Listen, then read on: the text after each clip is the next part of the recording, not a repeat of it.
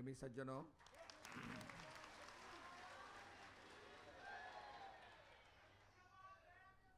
इस वर्ष का कार्यक्रम आप लोग मना रहे हैं और इसके बाद आसाम में और सिलीगुड़ी में कार्यक्रम होगा। हमारे लिए बड़ी प्रसन्नता की बात है कि इस कार्यक्रम में हम श्रेयांश के साथ इस कार्यक्रम को मना रहे हैं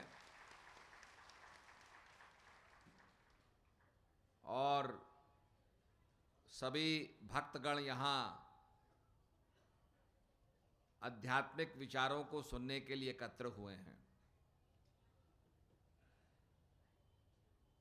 सत्संग के अंदर विवेक जागृत होता है। सत्संग का मतलब ही जागरण है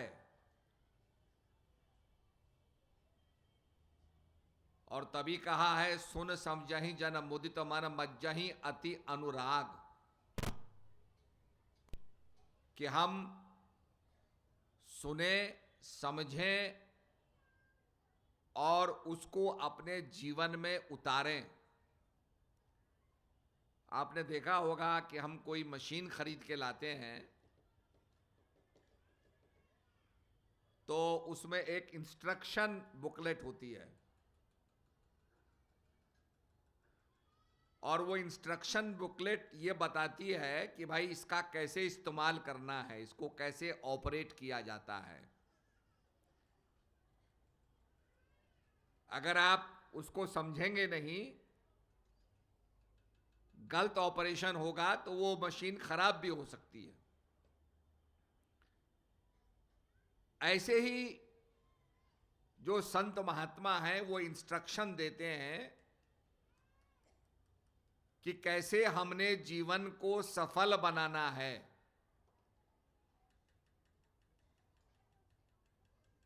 how to make this opportunity successful. तो जब हम प्रेम से बैठ करके एकाग्रचित से सुनेंगे, समझेंगे, प्रश्न करेंगे और प्रश्न करने के बाद जब शंकाओं का समाधान होगा तब हमारा मार्ग प्रशस्त होगा। इसीलिए कहा सुन समझहि जन मुदित मन मज्जहि अति अनुराग, लेहें चार फल अछत तनु साधु समाज प्रयाग। संतों का ये जो सानिध्य है और इसमें आप देख रहे हैं इतने जनता आई हुई है, ये वास्तव में एक चलता फिरता प्रयागराज है, movable shrine. It's a very Holi, ये बड़ा धार्मिक चलता फिरता तीर्थ है, प्रयागराज है, जिसमें चार फल की अर्थ धर्म काम और मोक्ष। बहुत से लोग अर्थ का मतलब लगाते हैं धन। अर्थ का मतलब होता है मीनिंग। सार क्या है, मीनिंग क्या है? धर्म, धारण करने योग्य वस्तु क्या है? कार्य करने की चीज क्या है? श्रेष्ठ कार्य क्या है जिसको करने के बाद हमें मोक्ष की प्राप्ति हो। वर्ल्डली अचीवमेंट्स को संतों ने महत्व नहीं दिया। आप एक कंफर्ट जोन में चले जाएं, आनंद से रहें, ना ज्यादा सर्दी हो ना गर्मी हो, ऐसा वातावरण बना दें, यह मोक्ष नहीं है। आपने हॉस्पिटल में देखा होगा, आईसी यूनिट के अंदर हर चीज कंट्रोल की जाती है, टेम्परेचर कंट्रोल किया जाता है, पर उसको क्या आप मोक्ष मानेंगे कि साहब ना ठंडा है ना गर्म है? पर वो मोक्ष नहीं है। इसीलिए हमारे संतों ने कहा कि जब आध्यात्मिक समाज में जाओगे, सत्संग को ज्ञानियों से सुनोगे, सुन समझहि जन मुदित मन, प्रसन्न मन से, जबरदस्ती नहीं, और मज्जहि अति अनुराग और डेडिकेशन के साथ, प्रेम के साथ, श्रद्धा के साथ, तब कहा चार फल की प्राप्ति होगी। आप अर्थ को समझोगे, धर्म क्या धारण करना है इसको समझोगे, कौन सा श्रेष्ठ कार्य है विच इज वेरी इंपॉर्टेंट। इसीलिए लड़ाइयां तो दुनिया में बहुत सी हुई, second world war, first world war, पर हम अपने भारत के अंदर जो कुरुक्षेत्र की लड़ाई थी उसको बड़ा महत्व देते हैं। लड़ाई थी, बस लड़ाई के अंदर मंथन हुआ, देयर वाज अ चर्निंग, मंथन के अंदर सार निकला, प्रेसिपिटेट हुआ, असार छूट गया, सार निकला। सार क्या निकला कि भगवान अर्जुन को राज विद्या का उपदेश देते हैं। तो भगवान अर्जुन को राज विद्या का उपदेश देते हैं कि अर्जुन, ये विद्या सब विद्याओं में राजा है, it is the supreme science. जितनी भी विद्याएं हैं हम जो पढ़ते हैं उनमें सुप्रीम साइंस है, करने में अति सरल है। कोई सोचे साहब बड़ा मुश्किल है, जैसे कभी कभी किसी को आप संस्कृत का मंत्र पढ़ाओ तो जल्दी से पढ़ नहीं पाता है। भगवान कहते हैं ये ऐसी चीज नहीं है, करने में अति सरल है मानव के लिए, और ये अविनाशी है, इसका नाश नहीं होता है, इट इज बियॉन्ड डिस्ट्रक्शन। तो भगवान गीता के अंदर ज्ञान देते हैं, अर्जुन को राजविद्या का उपदेश देते हैं, और तब से माना जाता है कि भाई रणभूमि में अपने देश के लिए कोई मरता है तो उसको स्वर्ग की प्राप्ति होती है। कुरुक्षेत्र का स्थान क्यों चुना गया? क्योंकि कुरुक्षेत्र की भूमि को ऐसा वरदान मिला था कि कोई भी व्यक्ति यहां मरेगा तो उसे स्वर्ग मिलेगा, ऐसा वहां पर वरदान प्राप्त था। और हमारे संत कहते हैं, कर्म प्रधान विश्व रचि राखा, जो जस करई तो तस फल चाखा। जो जैसा करता है उसको वैसा फल मिलता है। हम अच्छा करेंगे, हमारी भावना अच्छी होगी, देश को आगे बढ़ाने वाली हमारी भावना होगी, भारत माता की जय जयकार करने की हमारी भावना होगी, तो उसके निश्चित रूप में सुखद परिणाम होंगे। जब डॉक्टर ऑपरेशन करता है, आदमी का बड़ा जी घबराता है, क्या होगा जी हमारा, सारे देवताओं को याद करता है, अपने कुल देवता को याद करता है, देवी को याद करता, बचाओ जी मुझे। उसके बाद उसका ऑपरेशन होता है, दर्द भी होता है, पर जब सब कुछ हो जाता है तब डॉक्टर कहते हैं ऑपरेशन सक्सेसफुल हुआ, सफल हो गया, आपकी बीमारी खत्म हो गई। तब रिकवरी का पीरियड चलता है, वो दौड़ने नहीं लगता, धीरे धीरे रिकवर करता है, स्वास्थ्य लाभ प्राप्त करता है। इस ऑपरेशन के बाद भारत स्वास्थ्य लाभ प्राप्त करेगा धीरे धीरे, और बाद में जब स्वस्थ भारत हो जाएगा, आर्थिक रूप से संपन्न हो जाएगा, तब भारत इस दुनिया की दौड़ में दौड़ेगा और दुनिया की दौड़ में सबसे आगे होगा।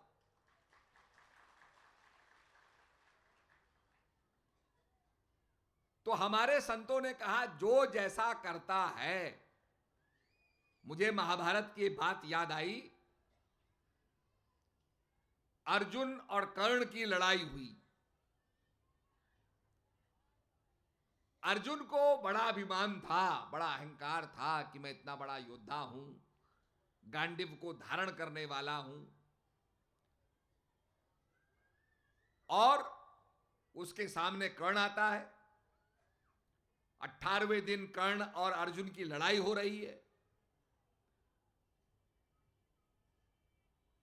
तो अर्जुन बाणों को मारता था, इस प्रकार से बाणों को मारता था कि कर्ण का रथ काफी पीछे चले जाता था।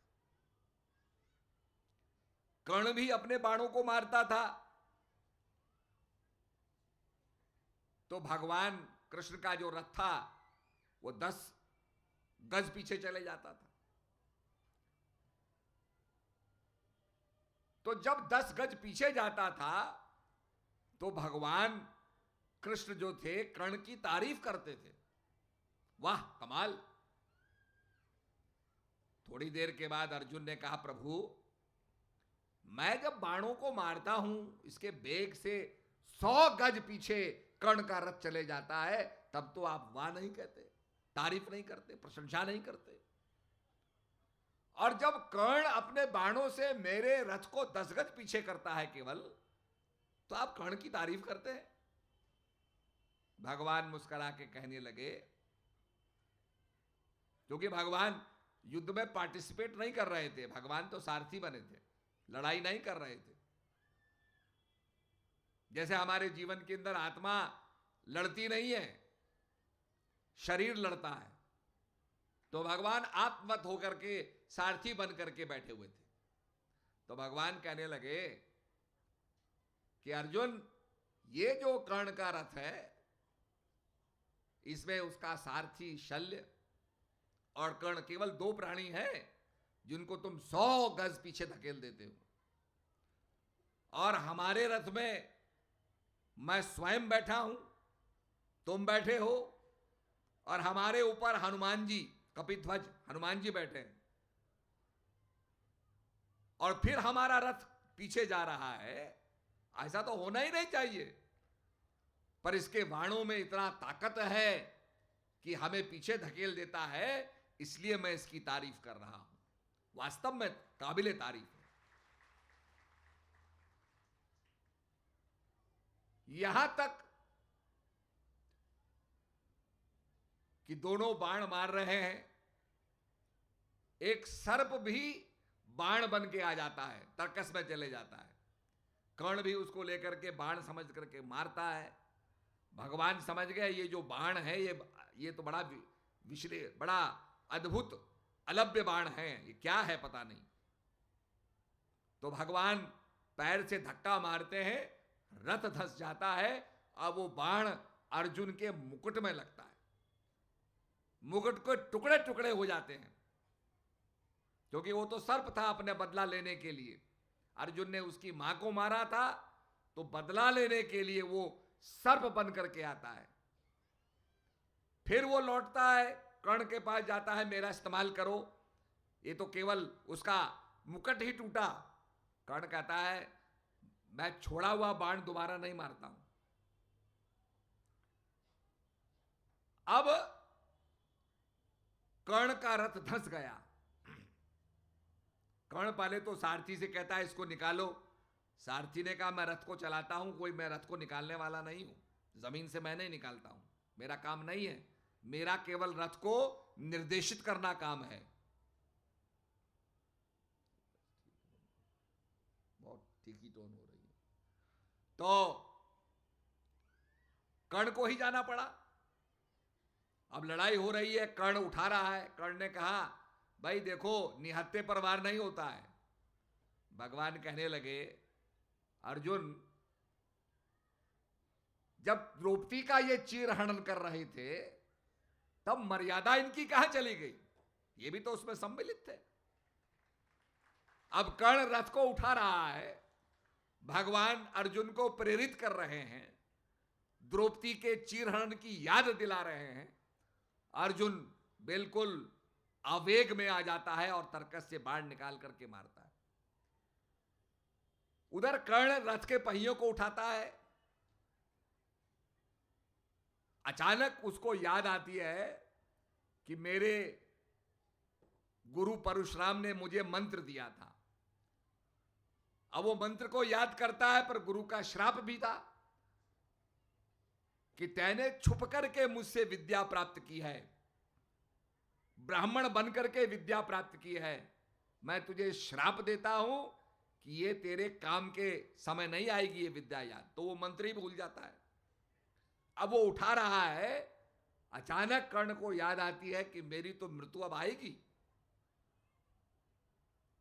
क्योंकि कर्ण ने जो भूदेवी थी, धरती जो थी भूदेवी को निचोड़ा था।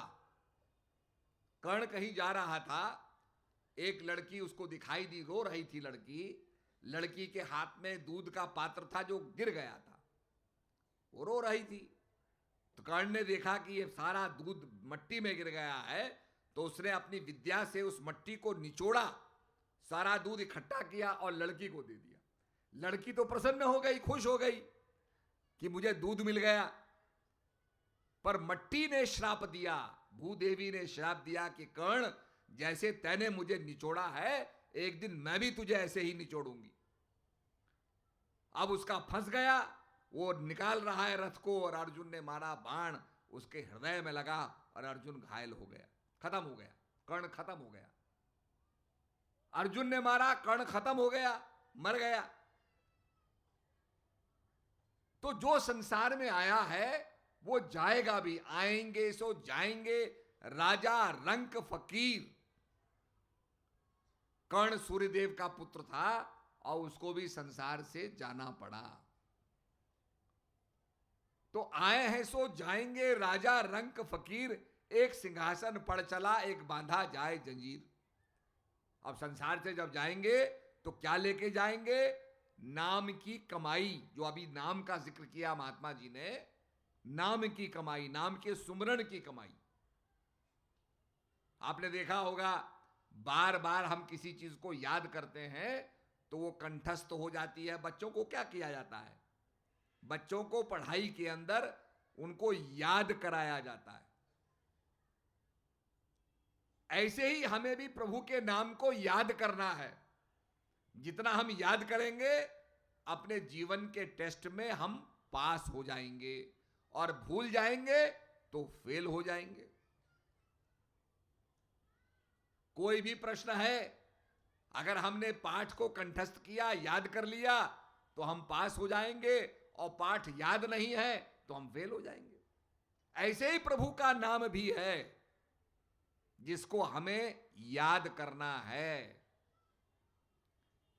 तो इसी के लिए सदगुरु महाराज की शरण में जाना, क्योंकि कहा गुरु बिन ज्ञान न हुए, ज्ञान के हुए विराग बिन, सुखी लड़े हर भक्ति बिन, गावें वेद पुराण।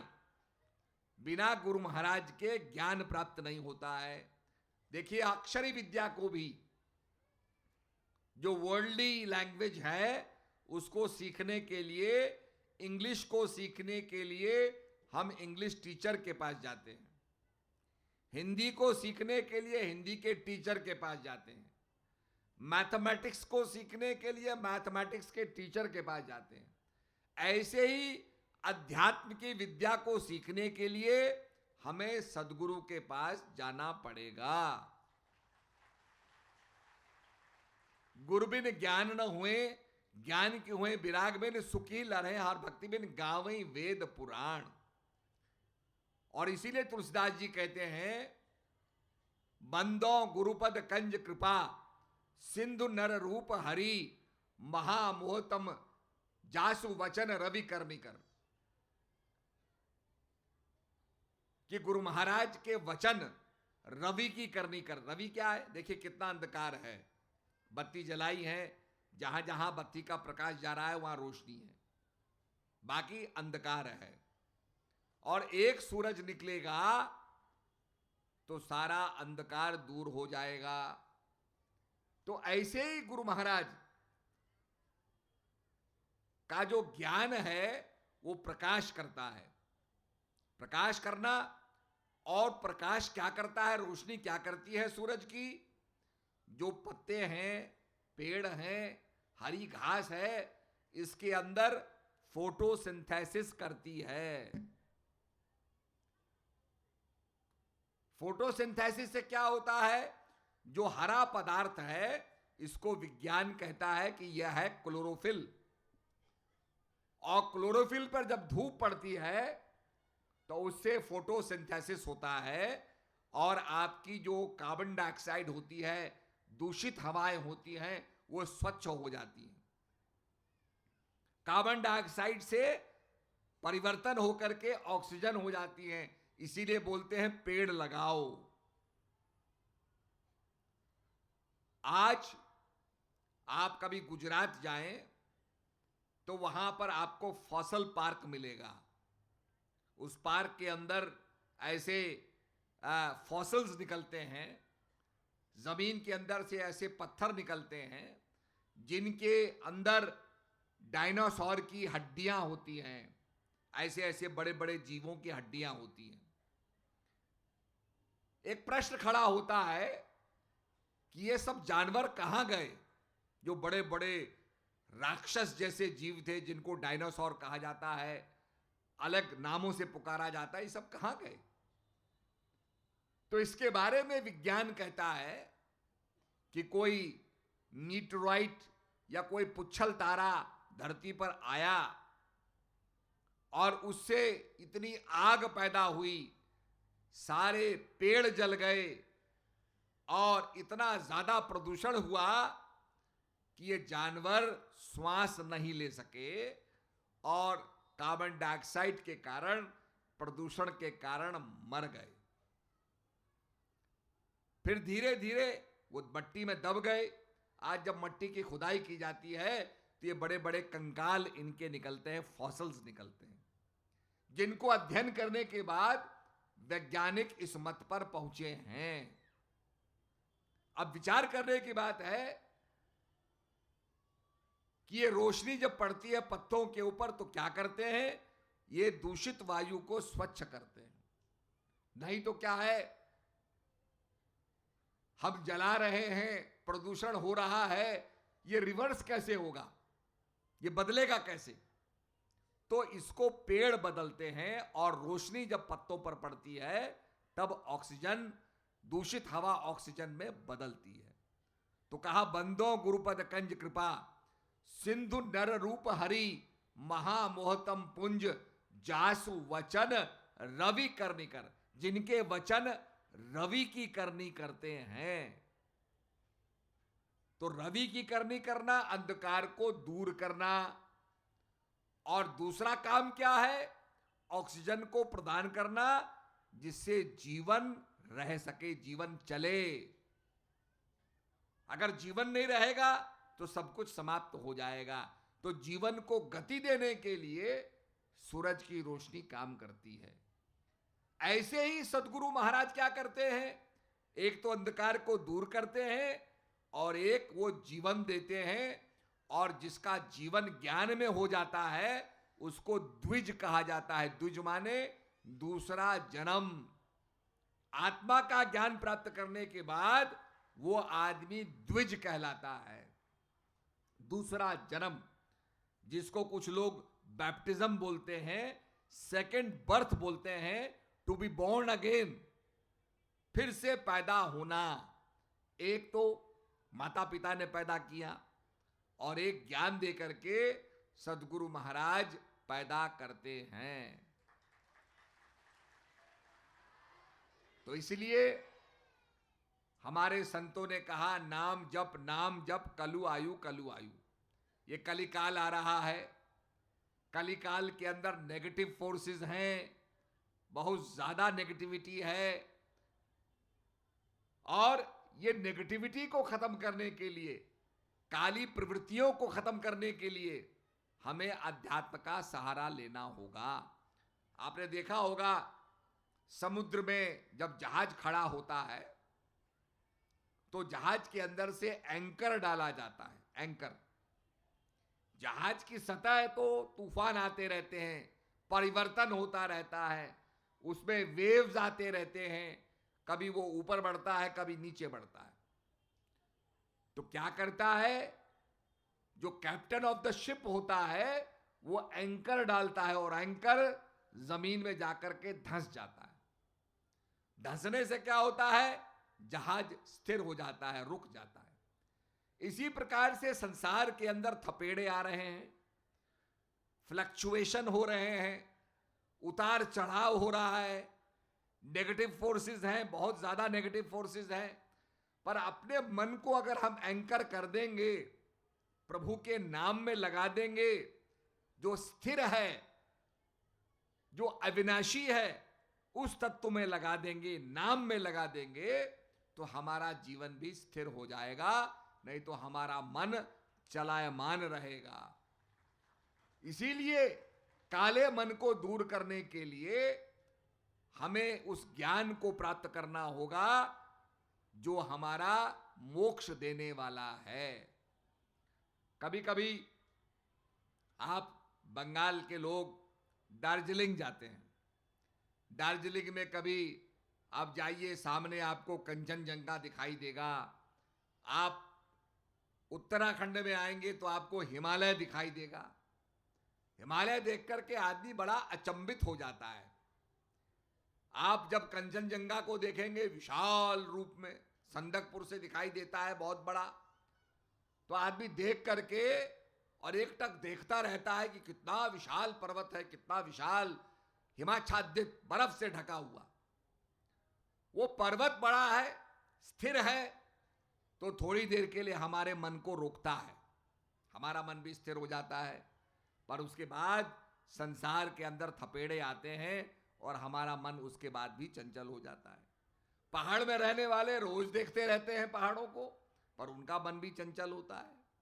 इसलिए जो प्रभु का नाम है, जो हमारे हृदय के अंदर जो नाम है, जो बाहर का विषय नहीं है, अंदर का विषय है, इसीलिए कहा घूंघट के पट खोल तो हे पिया मिलेंगे, घट घट में वह साईं रमता, कटु बचन मत बोल तो हे पिया मिलेंगे, घूंघट के पट खोल तो हे पिया मिलेंगे। घूंघट का मतलब होता है अंतःकरण।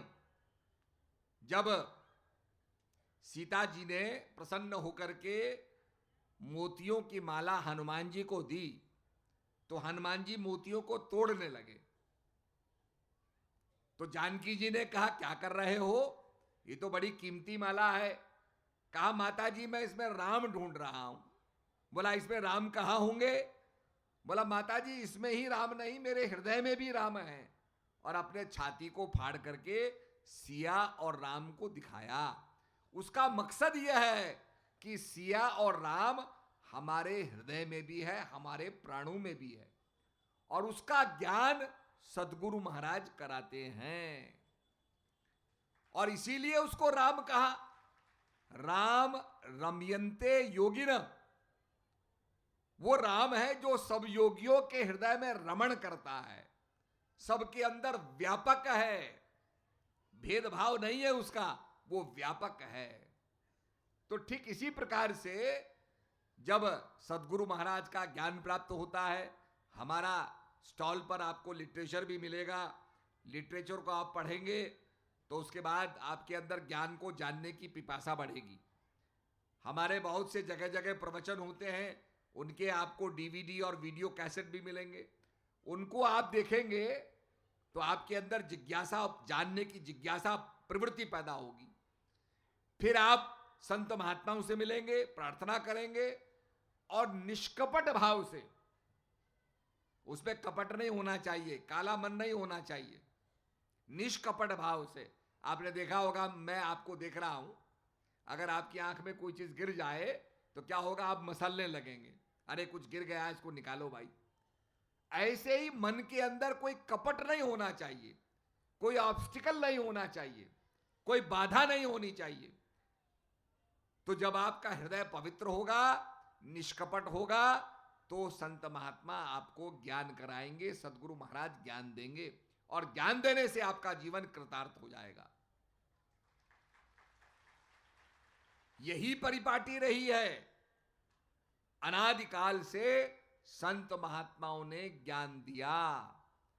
सतयुग में ज्ञान दिया गया।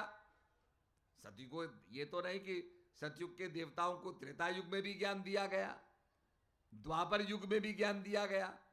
तो ज्ञान देने के लिए महापुरुषों को आना पड़ता है। इसलिए भगवान कहते हैं गीता में, पवित्राय च साधुनाम विनाशाय च दुष्कृताम धर्म संस्थापनार्थाय संभवामि युगे युगे। हे अर्जुन, यदा यदा ही धर्मस्य, हे अर्जुन मेरा युग युग में आना होता है। आपने बहुत से डॉक्टर्स का नाम सुना होगा। आप इंटरनेट की वेबसाइट में चले जाइए तो आपको बहुत से डॉक्टर्स का नाम मिलेगा।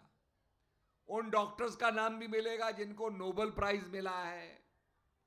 पर अगर हमारा कहीं एक्सीडेंट हो जाए और हम कहे भाई ये डॉक्टर्स की लिस्ट लाओ, ये नोबेल प्राइज मिला है, वो आपकी मदद करने वाले नहीं हैं। जो आपके निकटतम अस्पताल में जो डॉक्टर है वही आपकी मदद करेगा। ठीक इसी प्रकार से जो गुरु महाराज होते हैं समय के जो तत्वदर्शी होते हैं वही आपका कल्याण करेंगे। तभी कहा, आधी ते आधी घड़ी आधी ते पुनियाद तुलसी संगत साधु की कोट कटे अपराध। आधी से भी आधी से भी फ्रैक्शन, अगर इतना भी मौका मिल जाए तो कहते हैं कि आदमी के कलेश समाप्त हो जाएंगे। तो इसलिए बड़ी ये ज्ञान की बात है।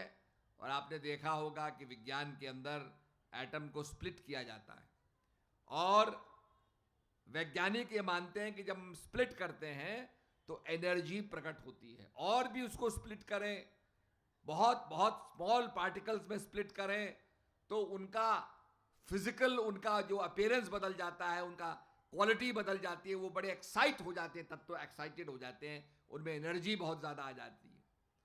तो कहने का मकसद यह है कि जो जितना छोटा उसके अंदर उतना ज्यादा एनर्जी का प्रकट होना। इसीलिए आइंस्टाइन ने कहा, energy equals to mass into velocity of light squared, E equals to mc squared. अर्थात इस मैटर के अंदर से ही शक्ति निकली है। ये जो हम मैटर देख रहे हैं ये शक्ति का ही रूपांतरित स्वरूप है और हमारे अंदर वो एनर्जी छुपी हुई है।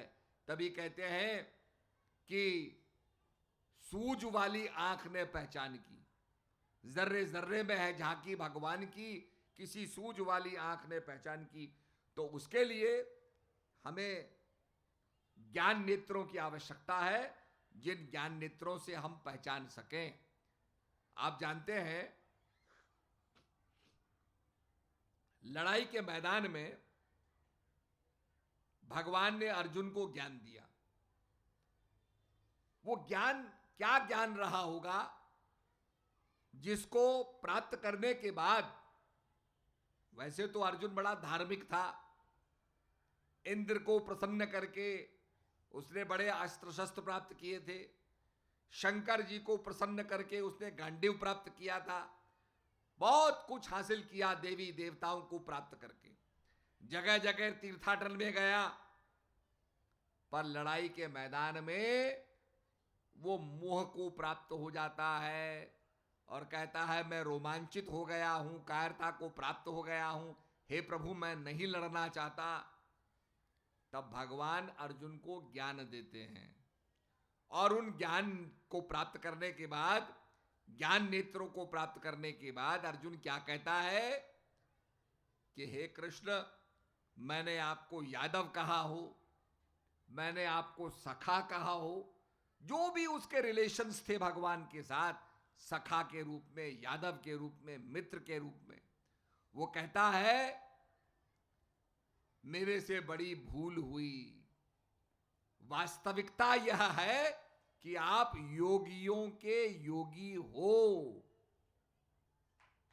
जैसे आपने देखा होगा कि कोई चीज बहुत छोटी है, नजर भी नहीं आती, पर अगर हम मैग्नीफाइंग लेंस से देखें तो वो चीज बड़ी करीब, बड़ी विशाल नजर आएगी। और उसकी जो अद्भुतता है वो हमारी समझ में आएगी, उसकी जो विलक्षणता है वो हमारी समझ में आएगी। ऐसे ही ज्ञान नेत्रों से भगवान की विलक्षणता समझ में आती है, और तब विलक्षणता समझने के बाद वो कहता है आप तो योगियों के योगी हो। मैंने जो आपको सखा समझा, मित्र समझा, यादव समझा, वो मेरी भूल थी। तो ये रियलिटी को समझने के लिए हमें दिव्य नेत्रों की आवश्यकता है। और मुझे याद आया, एक दफे श्री हंस जी महाराज बंबई में कार्यक्रम हो रहा था और मंदिर था, मंदिर में कृष्ण भगवान का ही मंदिर था। तो महाराज जी यही समझा रहे थे, क्योंकि हम लोग समझ नहीं पाते हैं, महापुरुष के इशारे को समझ नहीं पाते। तो महापुरुष यही समझा रहे थे कि भगवान कहते हैं, हे अर्जुन, तू मेरे भौतिक स्वरूप को देख सकता है, पर मेरे आध्यात्मिक स्वरूप को देखने के लिए तुझे दिव्य नेत्र चाहिए। अर्जुन भी भगवान को देख रहा था, दुर्योधन भी फिजिकली देख रहा था, सारी सेना भगवान को देख रही थी, पर वो फिजिकली देख रही थी। स्पिरिचुअली देखने के लिए आपको दिव्य नेत्रों की आवश्यकता है। तब भगवान कहते हैं मैं तुझे तीसरा नेत्र देता हूं, जिससे तू मेरी वास्तविकता को देख सकेगा। तो इसलिए अपने जीवन में ज्ञान प्राप्त करिए, और ज्ञान प्राप्त करके भजन करिए, तभी जीवन का कल्याण होगा, और तभी जो चार पदार्थ हैं वो हमारे जीवन में सफल होंगे। जीवन का अर्थ, जीवन का मीनिंग, ये जीवन हमें क्यों मिला, ये समझ में आएगा। इन्हीं शब्दों के साथ सबको मेरा दुआ आशीर्वाद। हरिओम तत्सत।